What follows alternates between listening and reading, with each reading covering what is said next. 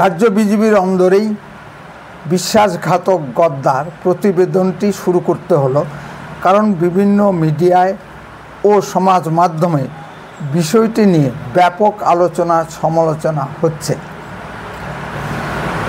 বলা হয় বিজেপি একটি শৃঙ্খলাবদ্ধ দল, অন্য দলের মতো নয়। বিজেপি সংঘের গাইডেন্সে চলে।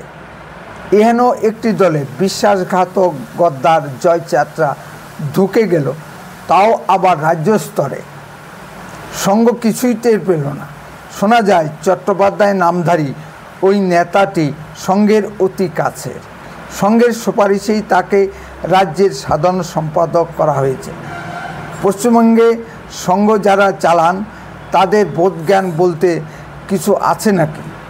দুধকুমার মণ্ডলের মতো নেতাদের বাদ দিয়ে সংঘ কীভাবে এই ধরনের নেতাদের রাজ্য সাধারণ সম্পাদক পদে সুপারিশ করে?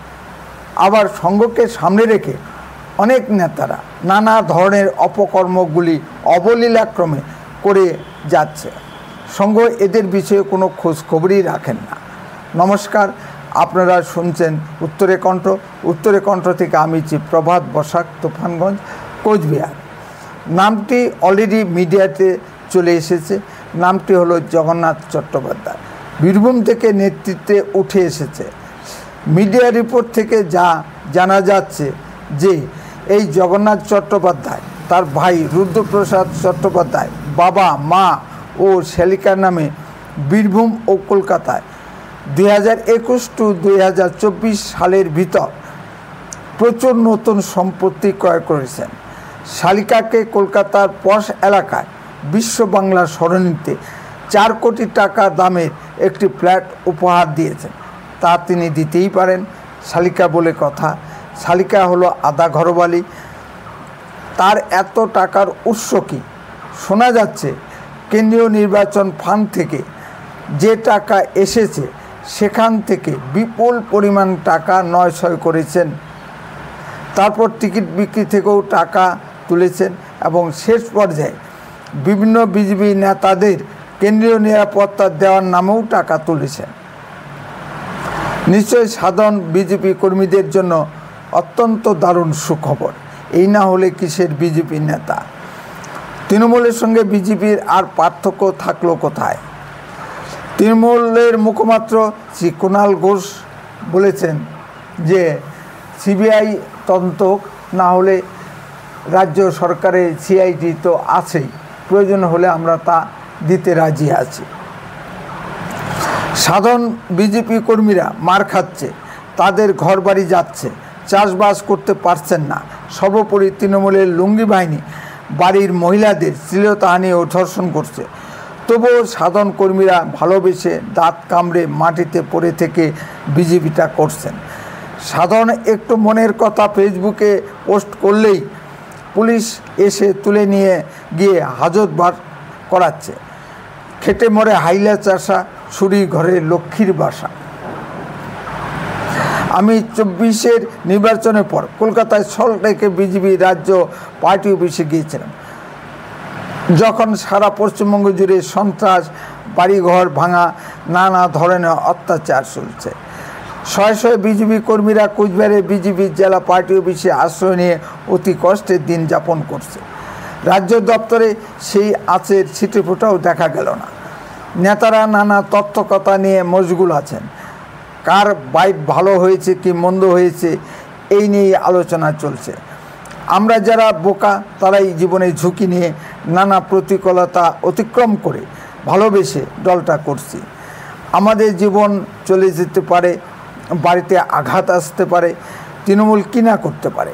প্রতিটা নির্বাচনের পর কত মহিলা ধর্ষিতা হন, কত মহিলা শ্লীলতাহানির শিকার হন, এই তথ্য কি নেতাদের কাছে আছে?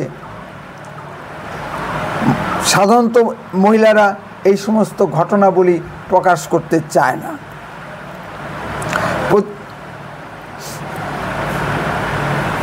রাজার মতো নেতারা আসবেন, ভাষণ মেরে চলে যাবেন। পরবর্তীতে তৃণমূলের ঝামেলা, পুলিশের ঝামেলা পোহাতে হয় সাধারণ কর্মীদেরকে। এক একজন কর্মীর নামে 5-6টা করে পুলিশের কেস। বলা হয়েছিল কেসের জন্য টাকা জেলা দপ্তর বা রাজ্য দপ্তর থেকে দেওয়া হবে। একজন কর্মীও কি সে টাকা পেয়েছেন? সব টাকা হাওয়া হয়ে যায়। উকিলরা একবার কর্মীদের কাছ থেকে টাকা নেন, আবার ওই কেস দেখিয়ে জেলা দপ্তর থেকে টাকা তুলে নেন। উকিলদেরকে আবার সেই টাকার ভাগ কোনো নেতাকে দিতে হয়। ব্যবসাটা মন্দ নয়। সাধারণ কর্মীদের সঙ্গে নেতাদের যোগাযোগ আছে কি?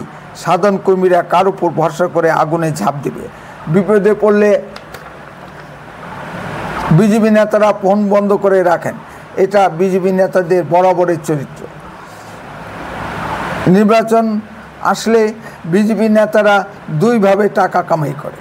দলীয় ফান্ড থেকে টাকা পায়, আবার তৃণমূলের কাছ থেকে দালালি করে টাকা রোজগার করে। ফলে জেলা এবং রাজ্য নেতৃত্বে 2 নম্বরই লোকে ভরে গেছে। জেলার একজন প্রাক্তন সভাপতির বক্তব্য হলো, লোকে কেন বিজেপি করে, আমার মাথায় ঢোকে না। সুতরাং এই ধরনের নেতৃত্ব দিয়ে তৃণমূলের মতো একটি অশুভ শক্তির সংগঠনের সঙ্গে লড়া যায় না।